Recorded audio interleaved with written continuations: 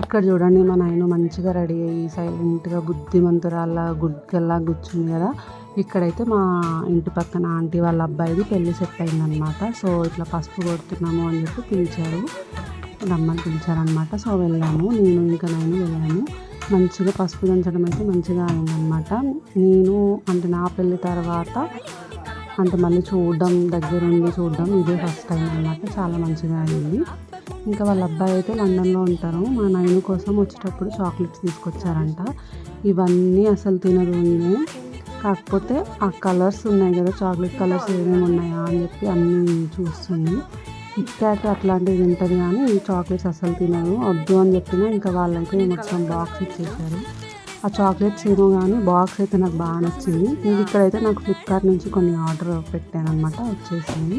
అన్నీ బాగున్నాయి కానీ ఒకటి బ్లౌజ్ డ్యామేజ్ ఉంది, అది రిటర్న్ పెట్టేశాను.